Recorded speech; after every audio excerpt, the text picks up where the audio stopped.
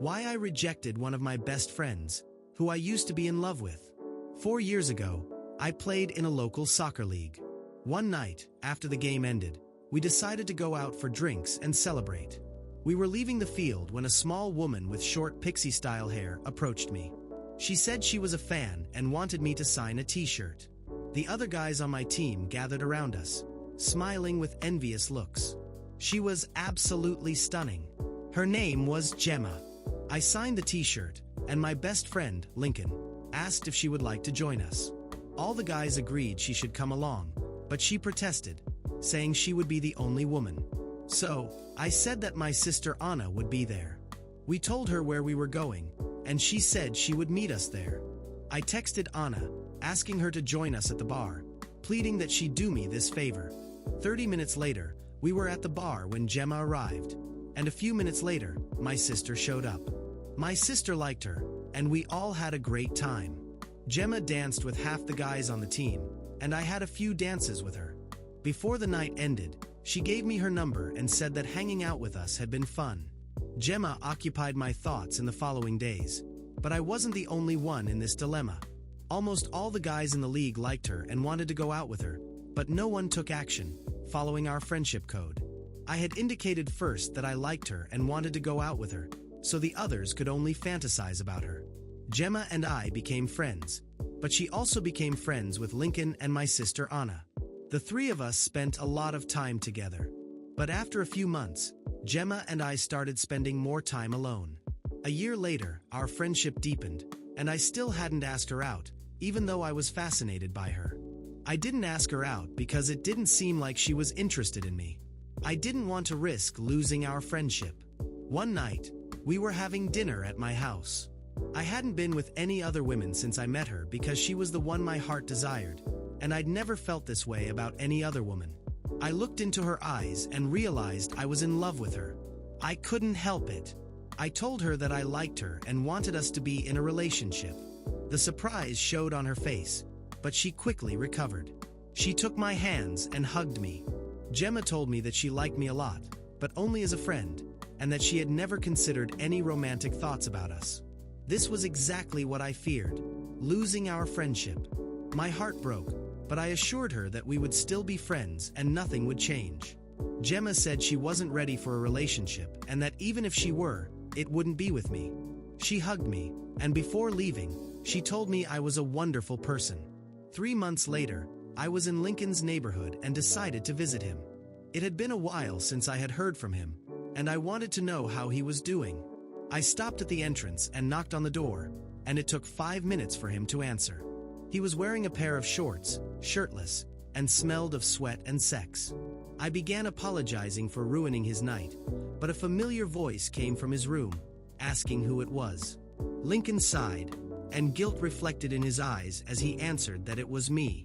Seconds later, Gema appeared, wearing one of Lincoln's shirts, her hair messy. They told me they had been dating for 2 months, and I congratulated them.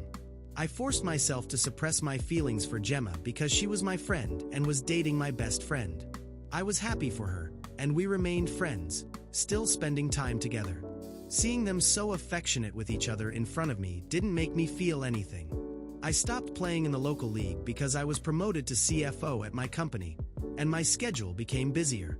I couldn't hang out with Gema and Lincoln regularly anymore because I didn't have the time to socialize as before. My sister Anna's boyfriend proposed, and she began planning her wedding. She asked Gema to be one of her bridesmaids, which rekindled their friendship. Anna loved organizing parties, and at each one of them, Gema and Lincoln were there. We still joked and texted each other often, and on the days I managed to get away from work, I'd attend a party with them. Every time I saw Gema, she seemed more beautiful and happy. She gave me a big hug, usually bigger than the one she gave me at the previous event. She would ask about my work, and I would do the same. She would tell me about her relationship with Lincoln. A few months later, the last time we met, Lincoln and I were at a local pub when a woman walked in and kissed him. I was shocked and couldn't hide my anger when he introduced the woman as his girlfriend.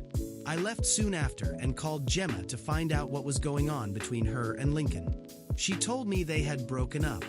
When I told my sister, she wasn't surprised. Weeks after Lincoln's betrayal, Gemma decided to forgive him and went back to him. When I found out, I was furious. How could she go back to someone who had betrayed her? Feeling the need to open her eyes, I went to her house determined to make her see the truth. Gemma, he's going to cheat on you again, don't you realize? I've always been by your side. I've always been in love with you, I vented, hoping she would finally understand. But, to my disappointment, Gemma just sighed and looked at me with a resigned sadness. I trust him, and we understand each other. He promised to change, and I want to believe in that, she said. That destroyed me, but I wasn't comfortable with the situation. I don't know if it was because I still loved her, but it didn't feel right. I decided to gather evidence of Lincoln's betrayals, following him and taking photos of his meetings with other women. And it happened faster than I thought. When I got what I needed, I took everything to Gemma, hoping she would finally see the truth. She cried, apologized for not believing my venting, and broke up with Lincoln. By then, I had already distanced myself from him, and I no longer wanted him to be my friend. He felt the same way. In the following months, she and I grew closer, and with a calmer mind, she asked me why I had insisted so much on showing her the truth. So, I confessed everything. All the moments I had thought about her, that I loved her, but never got close because I didn't have the courage. But my fear was much smaller than the desire to see her happy, and that's why I wanted to show her the truth, so she could see she deserved someone much better. After many outings, talks, and even a few kisses, I didn't want to lose that chance, so I asked her out. I admit I was super nervous about everything, ready for a no, but, surprisingly, she accepted. Up until then, I thought I would be the happiest person in the world. At first, everything was perfect, and I thought it would last forever, at least on my side.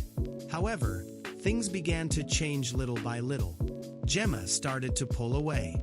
Her calls and messages became shorter and colder. Something wasn't right, and I kept wondering what I could have done wrong. So, I tried talking to her, and she said everything was fine and that she would need to work overtime that night. I honestly suspected something, but I didn't obsess over it. I decided to go out and eat alone since she wouldn't be having dinner at home. I ended up going to our favorite restaurant, ate, and asked them to pack some food for her to eat when she got home from work. But, as I was leaving the restaurant, I saw her and Lincoln walking in. We stood there, staring at each other. I handed her the food and left, furious. She came after me, and this time, I decided to grab my things, leave, and tell her that I had made the biggest mistake of my life, trusting her. After a while, Gemma showed up at my house, desperate. I'm pregnant, she said, panic in her eyes. The baby might be Lincoln's, but I need your help. The baby needs a father, and that father has to be you. My mind spun with the revelation. She had betrayed me, used my trust, and probably stayed with Lincoln because she was already pregnant with him and needed someone to step up. And now, she was asking for my help.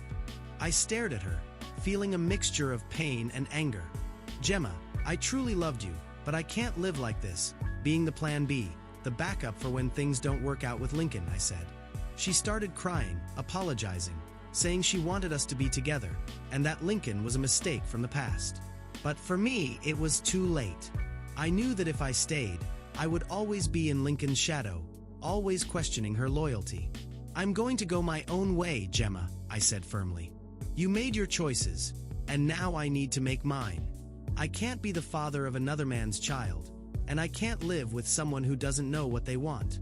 I closed the door behind me, determined to leave that chapter behind. The love I had for Gemma turned into pain, and finally, indifference. I deserved more than being the second option. I was ready to go my own way, even if it meant doing it alone.